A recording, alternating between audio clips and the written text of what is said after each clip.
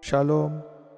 Méditation de l'Évangile de Jésus-Christ selon saint Marc, chapitre 12, versets 1 à 12. Le passage que nous méditons aujourd'hui est appelé la parabole des vignerons méchants ou des vignerons homicides, selon les versions de la Bible. Ce passage nous montre comment Dieu, dans son amour et dans son désir de faire collaborer l'homme à son œuvre, a choisi des vignerons, des personnes à qui il a confié sa vigne, son œuvre, pour en prendre soin. Mais ces derniers se sont détournés de leur mission en laissant leur égoïsme et leur manque d'amour prendre le dessus. Dieu a alors mandaté plusieurs personnes. D'abord ses serviteurs, les prophètes, puis en dernière position, son fils, son unique, son bien-aimé, pour tenter de raisonner les vignerons méchants. Hélas, cela fut sans succès. Bien au contraire, les vignerons les ont battus, maltraités et même tués. Les chefs du peuple de l'époque se reconnaissaient bien en ces vignerons, puisque c'est à eux que Dieu avait confié son œuvre, son peuple. Mais ils se sont laissés gagner par la cupidité, l'orgueil et la recherche de gloire. D'un côté, nous sommes souvent comme ces envoyés de Dieu, ces serviteurs qu'il envoie convaincre d'autres cœurs de revenir à lui. Et tout comme les prophètes, il nous arrive de subir certaines souffrances.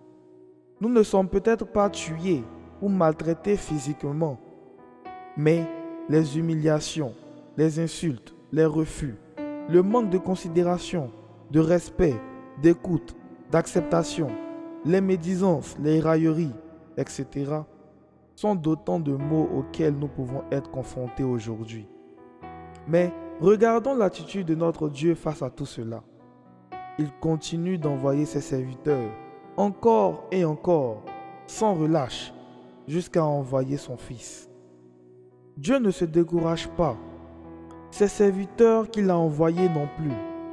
Le Christ Jésus encore moins. Alors reprenons courage et continuons notre mission jusqu'au bout, quitte à en mourir, car ne l'oublions pas, celui qui perd sa vie à cause de moi la retrouvera, nous dit Jésus en Marc chapitre 8 verset 35. Et à tous ceux qui se sentent rejetés, peut-être même par leur famille, leurs amis, leur entourage, à cause de Jésus, n'oublions pas le verset 10 qui nous est aussi adressé. La pierre qu'ont rejetée les bâtisseurs est devenue la pierre d'angle. D'un autre côté, Dieu a bien vu ce que ses serviteurs avaient subi, mais il a quand même envoyé son Fils.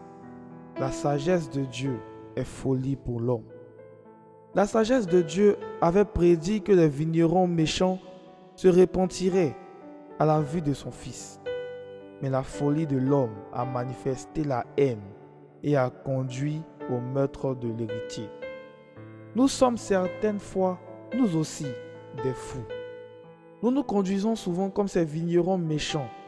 Lorsque nous pensons connaître Dieu mieux que quiconque, lorsque nous commençons à nous enorgueillir de servir Dieu, lorsque nous ne sommes plus focalisés sur Dieu et sa mission, mais plutôt sur notre personne et nos intérêts, lorsque nous jugeons les autres, les indexons, car ils ne vivent pas forcément comme nous l'aurions souhaité. Bref, quand nous croyons avoir le monopole de Dieu, être les propriétaires de la vigne, en oubliant que c'est Dieu lui-même, dans son bon vouloir, qui nous a appelés à le servir. Nous oublions que nous ne sommes que des serviteurs inutiles, comme le dit Luc chapitre 17, le verset 10, et que nous ne sommes en aucun cas indispensables dans l'œuvre de Dieu. Oui, Dieu nous aime chacun particulièrement, et personne d'autre ne peut nous remplacer dans le cœur de Dieu. Mais nous ne sommes en aucun cas indispensables dans l'avancée de son œuvre.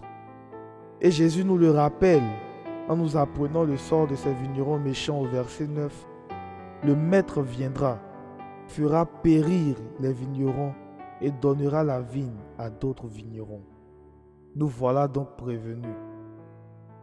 En ces temps où nous célébrons le Saint-Esprit qui descend sur nous, Prions afin que ce même esprit diffuse en nous ces 7 dons sacrés, afin que nous lui soyons plus dociles, que nous puissions toujours nous laisser conduire par lui et tenir bon face à l'adversité. Amen.